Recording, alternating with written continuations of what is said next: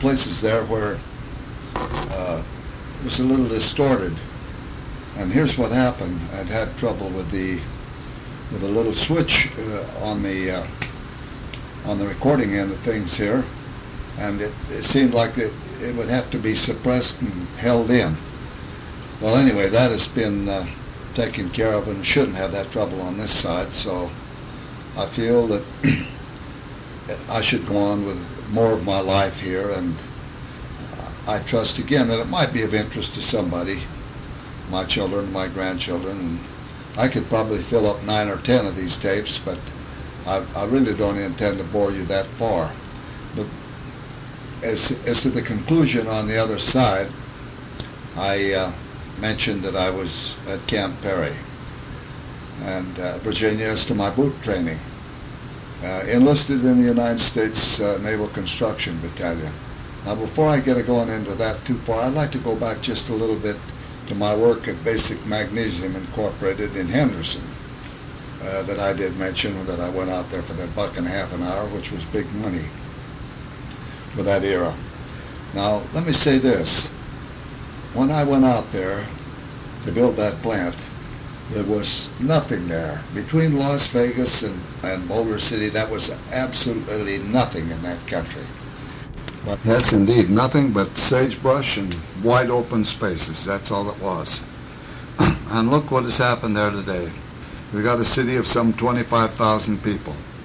And after the war, and that was taken over by private industry, and today we have several chemical plants out there and titanium and so forth. And that's the way it is today. It's a moneymaker. I think the state bought it for $1 and then leased it out. So anyway, when I did come home, a job was made out there for me for a short length of time. And then I up and left there.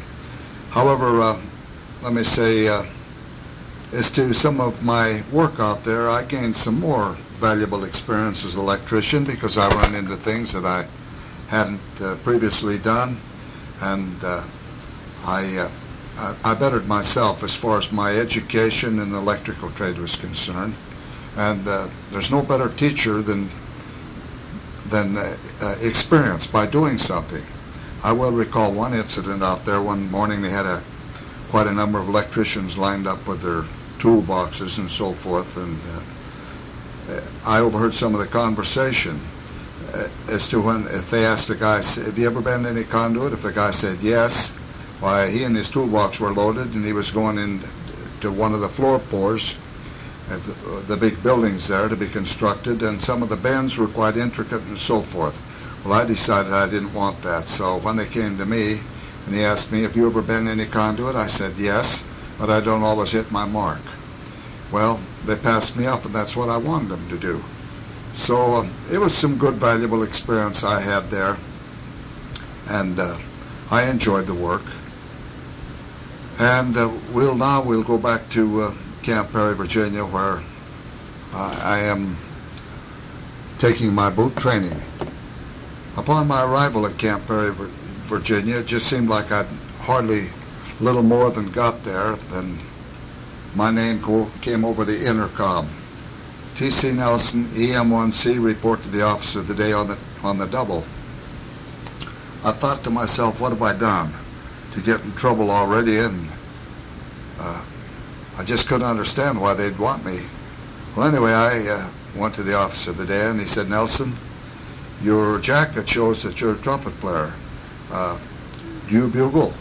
I said, I can, sir. However, I'm not familiar with all the calls. Well, he said, do you read music? I said, I do, sir. And right about there, I was assigned to detail as to bugling. Well, now that opened up a lot of gates right there because I had early chow, and while the guys were out on the drill field to the, marching to the right flag, march, to the rear march, I found myself up there playing to the colors, putting the flag up. So it did have a lot of advantages. And then, of course, pretty quick it got around that, that there was a trumpet player there, and I was sought out, and I played in several boot bands back there. One, I well recall, under the direction of a Chief Ripperdan from up in the San Francisco area, who valued my trumpet playing quite highly because he really gave me a fine letter of recommendation. And then a little later than that, why, all my buddies were shipped out, and here I am still at Camp Perry. And however, Grace was pleased to know that I was there, thinking that I wouldn't be shot at. I was put into ship's company, and my job was to organize and direct the boot band. That I did. As the boots came in, why, I'd single them out and get them out of any work detail, and we played smokers throughout the entire area, and it was a very enjoyable time for me. We always got in on good chow, because I'd go to a certain mess hall and tell them, hey, we're going to come into your place tomorrow and play you a little concert during your lunch hour. So they'd always fix up something a little special for the guys in the band. And, you know, we played all the mates' requests and so forth, and it was quite enjoyable. Really did like that very much. Music was definitely a morale builder to all these homesick guys who were away from home, never knowing whether they might come back. No one knew in wartime just what the answer would be. So it made me feel good that I could render this service to mankind. And I stayed right on there at Camp Perry until that base was closed down and made a regular Navy base. From there I was sent to Davisville, Rhode Island, which is a base, CV base right out of Providence, Rhode Island. And lo and behold, I little more than got there, and I was assigned to an all-star CB band under the direction first of Charlie Brinkley. And after my arrival, Charlie was sent home on a medical, and George Liberace took over. So this band was kept together as a unit all through World War II. And I felt that maybe I really did even accomplish a little more as to blowing that trumpet than I could have with the tools as to my electrical trade, because there was many electricians, I'm sure, that were very capable of doing electrical work, and I might add, however, they didn't play trumpet. So I was pleased at what I was doing. And when I heard this band, it was just sounded so great that it really built up my ego. It was a full brass section, full saxophone section, and the band was booked all over the New England states playing war-bound drives and concerts and so forth. And so it did my heart feeling good, you know, to know that I could be in a fine aggregation like this. And I had as yet had no boot leave, and fortunately I was granted a boot leave, and I did come home for 2 weeks. And so after I got home, the band was in ship's company there at Davisville, so I was able to take Grace back with me, and we left the two girls in Salt Lake City with the grandparents. So Grace stayed back there approximately a little over 2 months, and she got quite familiar with the surrounding country and enjoyed all there. And then it was learned that the band was going to be shipped out. So Grace went on home then, of course, and little did we know where we were going or what we were going to do. But the band was kept busy. We were marching troops to the train and so forth. I might mention, within this fine show band, stage band, what have you, the full complement was about 30 pieces, of which we played marches and so forth. It was a regular concert band, and we would march troops to the train, and we were kept very busy concert-wise. And of course, as to the stage band or the show band, why, likewise. So it was great to be able to play in both organizations. However, my main love, of course, was the big band era, and it made me feel good that I was singled out to play in that band, alongside of Bernie Warner, a very fine trumpet player, and Gordon Catching, Edgar Reed. We had 4 trumpets there. The band sounded real great. 4 trombones, Charlie Rudica, very fine trombone man who lost his life here a number of years back.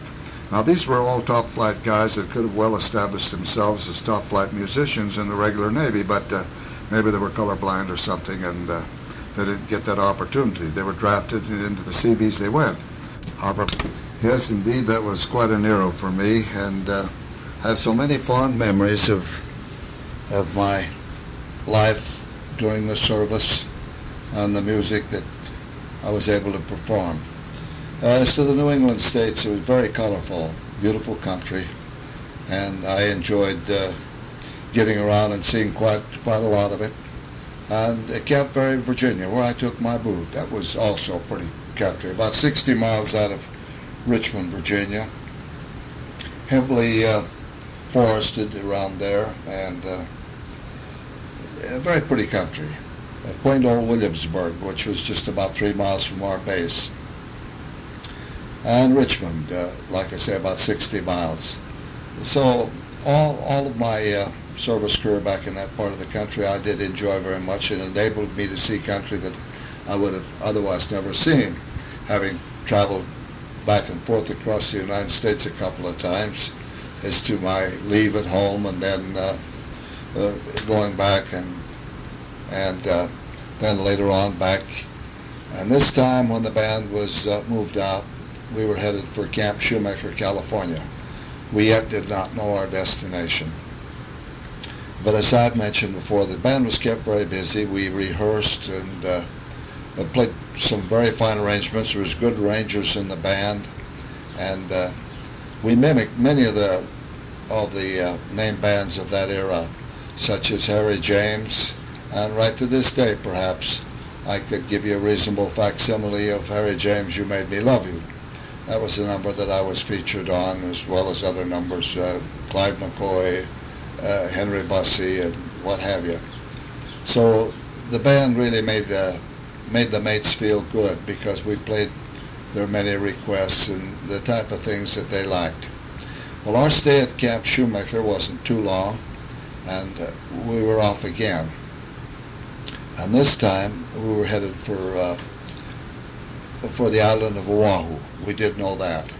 Now we were escorted in. There was about 7 ships in the convoy, and I was to learn right there that eating and everything aboard a troop ship isn't the most pleasant thing that could happen to one. Actually, the average eating time, so they say, aboard a troop ship was about 3 to 4 minutes, because you all stood up while you were eating. So into the mess hall you went, and everything was very crowded, and I might say that a lot of guys, perhaps, after they had eaten their chow, they made it to the top of the ship, and heave-ho, they went over the side, losing everything they'd eaten. That may have happened to me a time or two. However, I think that I did get my sea legs perhaps a little quicker than some, and I didn't suffer from that too much. As I recall, from San Francisco, where we embarked, to Oahu, Pearl Harbor, it took about 7 days, as my memory serves me correct. Now, one must remember in wartime that ships took a zigzag course, not to be torpedoed. Okay, we were on the island of Oahu, and there my eyes did see what the Japanese had done. Oh my goodness, as to that beautiful harbor, and sinking all the ships. And the Arizona at that time, as I recall, you could see so much damage that had been done there. And of course today, the Arizona is a memoriam to all those who went down on the ship. And I guess a color guard and everything else is posted on the ship, and it's a national memoriam for people to see. Well, while on the island of Oahu, Honolulu, we were there approximately about 30 days. And while there, again, the band was kept very busy. We played smokers all over the entire island. Now, a smoker, that's you might say a stage show, in a sense. It's played for all the mates. We played for Army personnel, Marines, regular Navy, what have you. And there were some very fine bands on the island of Oahu, service bands. And of course, all through World War II, there were some very fine service bands. As been pre-mentioned, music played a major part in the building of morale. Well, it was learned that we were going to go to the island of Guam And I did my best to get the message across to Grace as to where we were going. And I used the word gum, thinking that she might get the hint as to where we were going. I mentioned that I'd been down the ship store and they had all kinds of her favorite brand of gum, Clove, of which I knew she hated. But she never did get the drift of where we were. So when we left out, I was able, of course, to write many letters aboard the troop ship. We were aboard a very small ship, of which there was about 400 Marines aboard, and plus our full complement, and we knew we were headed for the island of Guam. Now, in this little convoy, there were about, I think maybe 4 or 5 ships, LSTs. Now, that's a landing ship tank ship, and they only carry a complement of about 35 men, so you can imagine how crowded and congested it was. You could take all the baths you wanted, saltwater that is, and I'll tell you, if you've ever taken a saltwater bath, you know what I mean. You were allowed one freshwater bath a week. The ship couldn't make enough water. They make their own water, you know, and they couldn't make enough to take care of the entire complement as to regular things like a bath every day and what have you. And even the mess hall, it was full, so you'd maybe wind up eating out on the fantail of the ship. And the big sharks, they seem to follow the ship all through the waters there, waiting for the garbage to be dumped over. And it required 30 days we were aboard that ship between Pearl Harbor and the island of Guam. Again, like I say, a zigzag course, and or I should say that the ships do take in wartime. And perhaps you didn't feel that you were going to be torpedoed because maybe the Japanese wouldn't want to waste a tin fish or a torpedo on such a small target as an LST. But what an experience that was. And of course we went all down through the Marshall Islands, which were just flat with the ocean. And as I recall, our first stop was Saipan. We laid in the harbor there, and we were able to pick up mail there. Now, that was the first I'd heard from Grace in, heavens knows how long. But I did receive quite a number of letters, and I was able to mail out a number that I had written to her. And of course, by the time she got them all at one time, she probably spent days reading them to get caught up on them, because it seemed like I'd be writing a little female letter every 10 days. So we laid in the harbor there of Saipan, and here's Tinian right across. And we could see much devastation had taken place there as to the war. The islands were really shelled, believe me you. So on we went now. Saipan and Tinian are both in the Marianas, and when we finally did get to the island of Guam, we set up base, and during the construction of the base, at that particular time I was assigned to some of my work as electrician, plus rehearsing in the band and getting ready to do things there. So anyway, and you talk about mud and rain, that was it. How could I ever forget Guam? Now, Guam was a beautiful island, but it was so shelled by the Japanese that it was just pathetic. And of course, there were many lives lost in recapture of taking of Guam. And even after we were there, the island was secure, but that means a little more than they got the flag up, because there was plenty of Japs still left around there, and the island being heavily vegetized, lots of shrubs and trees and undergrowth. The Japanese could hide out there for any indefinite length of time. And they just refused to believe, some of them, that after the war had been signed, even after it was over, they went around the island calling to them on intercoms to surrender. And some of them did, and some of them didn't. Well, we were kept very busy on the island of Guam, believe me you. We played concerts all over the entire island, and there were many fine bands on there, Army band, Navy, and there was 7 big major hospitals on the island of Guam. And this is something that I feel so good about doing. Our band was broken up into small combinations at various times, such as a muted trumpet, maybe guitar, bass, clarinet, accordion, and we would stroll through these big hospitals, playing the requests for the maids, and oh, how pleased they were to hear a little music. And of course, again, the music opened so many avenues for me, such as early chow and in the mess halls, and we played many dances. The band was broken down maybe into a 7-8 piece combination, and we'd go to these various hospitals and maybe play an officer's dance and so forth.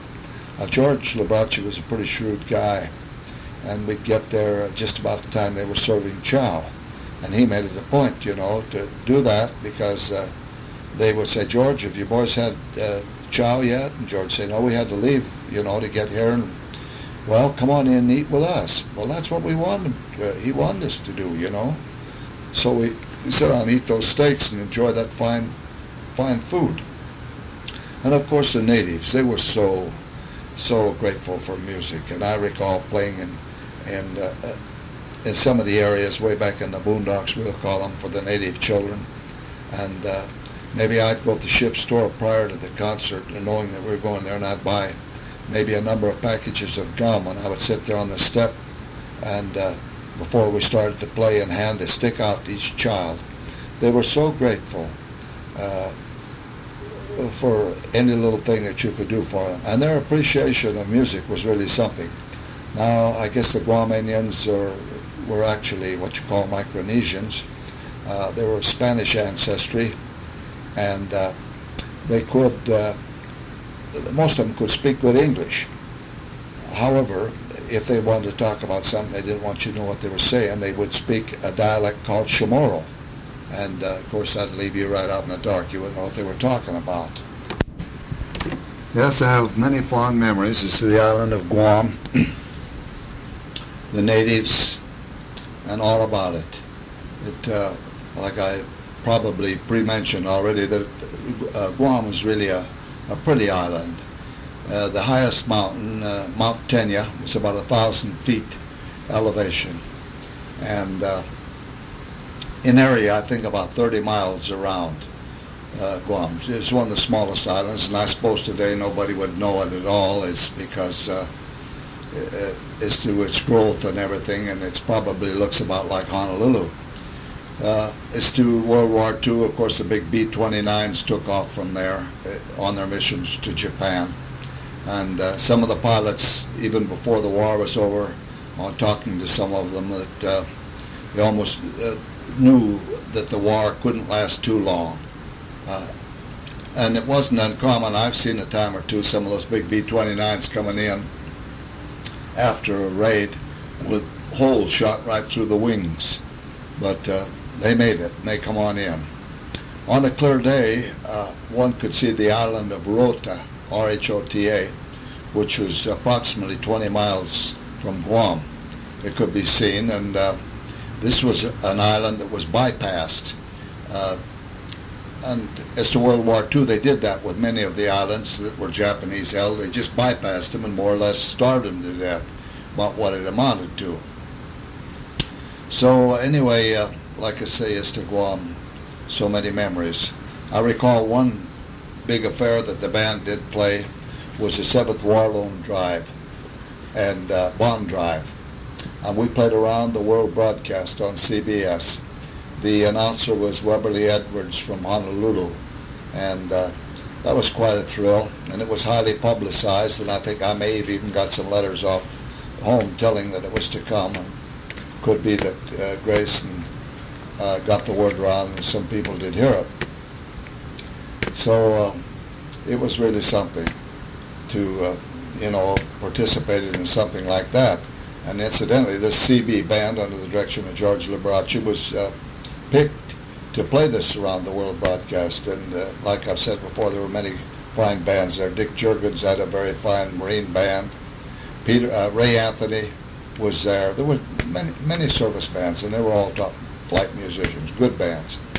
Okay, so naturally a lot of my conversation has been around music, and so Guam, like I say, is it was quite a place.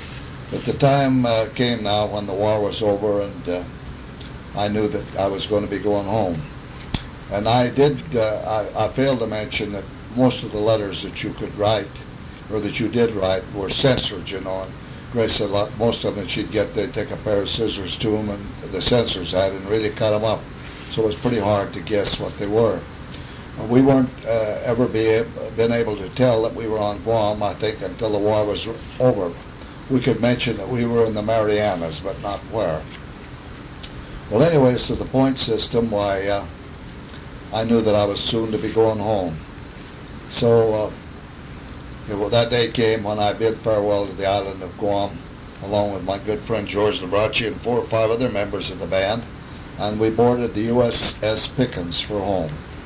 So it's kind of sad to see some of the other members of the band still staying there. Maybe you thought you may never see them again, and very true. Most of them I've never seen. However, I've kept up a correspondence with some of them, and I'm sure they share a lot of memories too. Well, boarding this USS Pickens, incidentally, George and I had both made chief. I was a chief electrician's mate, and George made the rate of a chief storekeeper. And this so happened that Admiral Nimitz told our commanding officer of the 128th Battalion, which we were attached to during our stay on Guam, to jack up every Seabee in that band a rate who was eligible, who had the time in. And of course I did, so I was jacked up to a chief electrician's mate.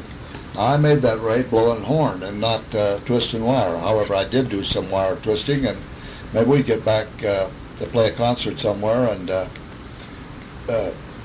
we needed lights on the stage. So maybe I'd procure from some Marine, I'd ask him, have you got a motor generator set around here? We're going to have some lights. And if you've got some Jap Telex cord and a couple of weatherproof sockets, because we're going to have lights up there. So I would haywire things together and then get into the whites and play the concert. But my rate was made by blowing the horn. Well, anyway, aboard the USS Pickens, we were afraid that we would be signed some detail not too pleasant, being just made chiefs. And so George lost no time in making it to the chaplain, and he sold him on the idea that we should play a happy hour every day for the mates. Now, there was 12,000 troops aboard this ship headed for San Pedro, California, where we were to disembark. And as I recall, it took 12 days of travel to make it there. Now, bear in mind, Guam is a lot of miles out there. I think about 6,000 miles from San Pedro or San Francisco. Well, anyway, the chaplain bought that real fast. He thought that was a good idea. And we had enough personnel. There was Emilio Rufo, who was in the band, who was discharged. Emilio played accordion, and that gave us a little background. And as I recall, there was a black drummer aboard the ship there by the name of Kansas Fields, who supposedly had played with Ella Fitzgerald. And another one or two, a reed player, a sax man. So I think altogether we were able to round up about 5 or 6 of us, and boy, the mates really did love that. They were jitterbugging with each other aboard the ship, and they were so happy. So it seemed that the officers aboard the ship, they liked what they were hearing out there also. So they approached George and said, hey, how about coming up and play in our mess at night? That when I speak of mess, that's our evening meal. George said, well, we'd like to do it very much so, but it conflicts with our dinner hour, because our dinner hour is the same time as yours. He said, well, what I'm getting at, the officer said that approached George, you could come up and eat with us. That's what George was waiting for him to say. So that we did do. And, you know, go up and eat those nice steaks along with those officers and sit down to eat and not have to stand up. So that was very enjoyable, and we played music for them after the meal, and they really were taken up with the music in the band. In fact, we did that for the entire time until we reached San Pedro. So anyway, like I say, they were very pleased, and they even took up a little donation, I recall, passing the hat around. Of course, I think they were drinking a little bit. You know, officers have access to hard liquor, and So perhaps some of them were feeling not too much pain, and they felt a little generous, thinking they were going to go home. So they passed the hat, and I think by the time we reached San Pedro, there may have been what they'd taken up, collected for us, that maybe we may have made about $15 or $20 a piece. So that was real something. So that was enjoyable, knowing that I was going to get home now and see my good little wife and my family, who I'd missed so much. And incidentally, the ship was scheduled to dock in San Francisco, but there was a maritime strike up there, so it headed in to San Pedro, where we docked. And how could I ever forget the Salvation Army? And right today, I couldn't begin to pass up one of their little kettles without putting something in it.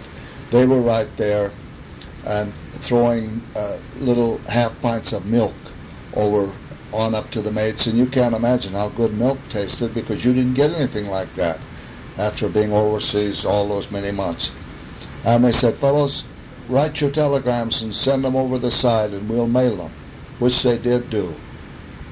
I sent a telegram to Grace stating, arrived San Pedro, will soon be home, and looking forward to seeing you, or whatever I might have said, with much love. Well, it so happened anyway, we could not get discharged at San Pedro, because our papers called for Camp Shoemaker. So up we had to ride a train from there to Shoemaker, which is up near San Francisco, to get our discharge. Okay. And by the time we got up there and the discharge was all processed and everything, was probably there a couple, 3 days. Well, I can't begin to tell you how anxious I was to get home. Of course, the band was all passé. There's no more music. I went home with my horn. And incidentally, the commanding officer at the base there told me, take the GI horn that I'd been issued, and he said, we'll scratch it off the inventory because it's probably pretty well beat up anyway. And so that I did. I brought the horn home. So my blowing was over for right then, and I was more than anxious to get aboard a train and come home. And it just so happened, as to train connections, my quickest way home was to take the Santa Fe out of San Francisco, and which would bring me into Kingman. The connections were better, and I would have had a longer delay had I taken Union Pacific and come into Las Vegas. So I contacted Grace, and I told her that I would be aboard the Santa Fe and arrive in Kingman at such and such a time, and the chief should be there to meet me. Well, I bid my good long-time friend George Labrace a fond farewell, and some of the other guys. I shook hands with everybody, and you know, there's a little sentiment about leaving out after your discharge. After all, Uncle Sam's been looking out after you for 24 months, 25 in my case, and just seemed like you were dumped out of an apple tree on your head. You just didn't know what to think. You were going through a period of adjustment. But anyway, that train rolled on, and how happy I was when I got to Kingman, and there was my good wife and my two wonderful daughters, who I'd missed so much. Now, Diane was quite small. I think she was about 3, and she couldn't quite understand. She asked her mother, is he going to stay here with us all the time? That had kind of brought a little chuckle. Anyway, I give my kids and my wife a great big love, and pretty quick we were headed towards Boulder City in that 1941 Chevrolet I had bought way back there, and Grace just kept it looking immaculate like I did. How happy I was to be heading home, this war now over, and I felt that I had done my patriotic bit, and what a grand feeling to be home with my family, whom I loved and whom I missed so much. So now it was out of the navy blues and into civilian type clothing, and like I've said before, it was quite an adjustment. In a way, I felt kind of lost, but I can't tell you how happy I was to be home. Of course, the next thing now was I had to get to work. So I followed up as to basic magnesium, where I had worked previously, prior to my going in, and fortunately, I think the Colorado River Commission had taken that over, and I was given a job out there along with 2 or 3 others, Bill Voss, I think, and Dave Luce, and I was made a switchman. Now, this was a kind of a power distribution center out there at that time for various agencies. So, and it was all graveyard shift. Like I said, that was a war baby, and that plant had served its purpose and was no longer used for what it was intended to be for. So it so happened after about 2 weeks of working out there, I was some little despondent because I didn't care for that particular type of work. I wanted to get back doing electrical work and not doing electrical switching. And that graveyard shift is a steady diet. I can't say that I craved that too much, but I knew I had to have a job, so I stuck right with it. Until one day I happened to run into Chick Fexer, who runs Railroad Pass Casino. He welcomed me home and we shook hands. He asked me what I was doing, and I told him. He said, "Are you happy with what you're doing? Do you like it?" I said, "No, Chick, I really don't." I said, "They've just made me a job out there, but I really don't care for what I'm doing." And well, he said, "Why don't you put a little band together and come on out to the pass and play music?" I said, "What do you mean, every night?" He said, "Yeah." "Sure." He said, "Things are going pretty good out there." And he said, "I think you would be an asset to the place." And I said, "Well, how long can I stay?" "Well," he said, "you can stay as long as you like." Well, that sounded pretty good to me, so I found a little group, some good men, a good piano man by the name of Johnny Lang, and Clay Sims, whom I'd played with prior to going into the service, and a little drummer by the name of Harold Brumbaugh, and myself, 4 pieces. And we rehearsed and everything, and got the little group sounding good. And in the meantime, I'd given my 2 weeks' notice out there at the plant that I was leaving. So that I did do, and I went right into Railroad Pass Casino, and I stayed there for quite a spell. Now they were having little floor shows, and everyone was, all the dancing crowd and everything was very happy with the music, and I thought the little band that I'd put together sounded very good. And the management, Chick Fexer, likewise thought so. So, and in the meantime, the Bureau of Reclamation had moved some houses in from Vancouver. They were called Imanibos. And so I got a temporary appointment over there for a few months as to wiring these houses. So I was working night and day, you know what I mean, working at the pass at night and wiring these houses in the day. Well, I was grateful for that little additional money as to both jobs. Now, the scale at the Railroad Pass Casino at that particular time, after World War II, when I got out, I think it was about $70 a week for sidemen, and maybe $90 for the leader. And I talked to Chick. He was so happy with the band. I said, "Chick, I'd hate to have somebody steal these guys from me. Do you suppose that the budget here would stand a little increase in salary for the guys?" I said, "I'm not speaking for myself, but for the guys in the band, I'd like to hold on to them." He said, "Sure." He says, "How much?"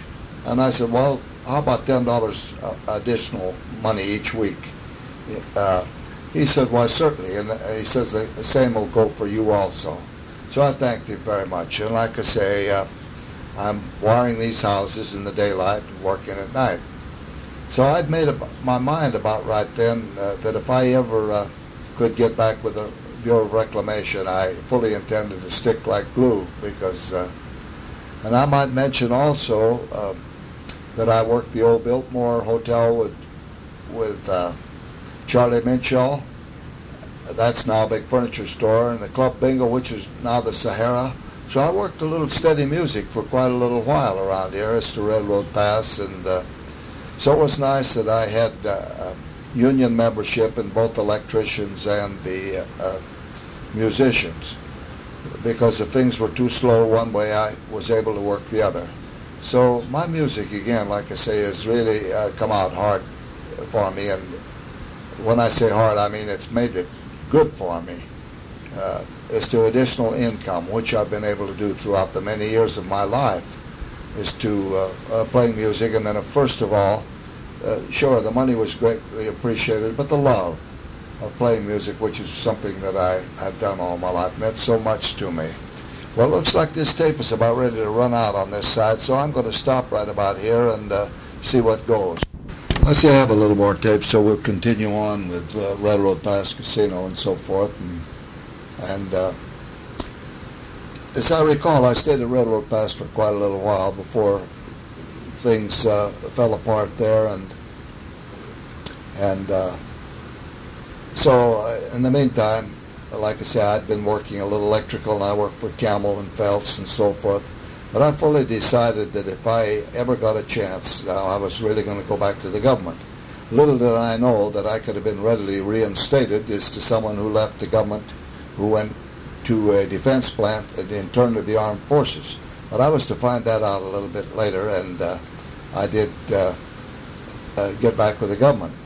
Okay, my first assignment back with Uncle was there wasn't any. This is prior to me not knowing that I could be reinstated, so I accepted a job as a common laborer up in building one of the switch yards here in Boulder City, and I stayed on that for some few months.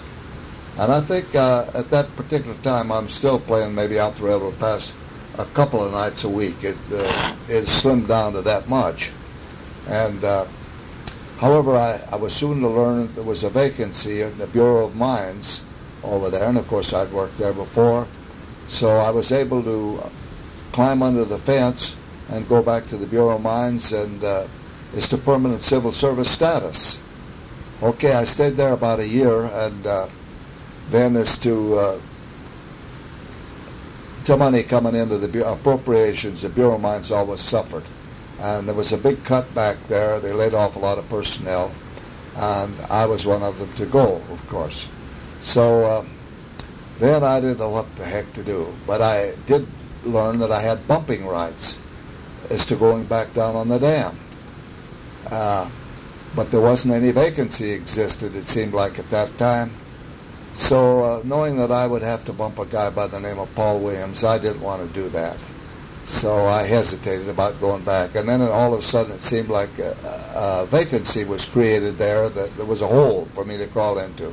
So back to the dam I went, where I once started, and how nice it was to get back there with many of the fellows at whom I knew, and get back into the electrical trade and on a permanent status. Right there I made my mind up that that was going to be it. I was going to stick there and cruise all the way through, which I did do. And of course, as this tape goes on, I'm going to tell you a little bit more about my work at the dam and my many years there. So I think right about here I'm going to stop this tape and take another look. Yeah, a little more tape left, so I'm going to continue on a little bit. As to my reassignment back to the dam, I was put in the maintenance department. The electrical foreman, the man in charge, the head man. Yes, the man in charge was Mike Locks. He was a man that I had known for a good many years, even back through the 6th Company era. Now, Mike was a lot of guys, I don't know, they didn't get along too well with Mike, but I got along with him well. He was the foreman there, and I was pleased to be back with the crew. And there was many guys in the gang that I did know, and the big majority of them didn't go into the service. They stayed right on there. And of course a few new ones I didn't know. But anyway, I was back, and I was glad to be back.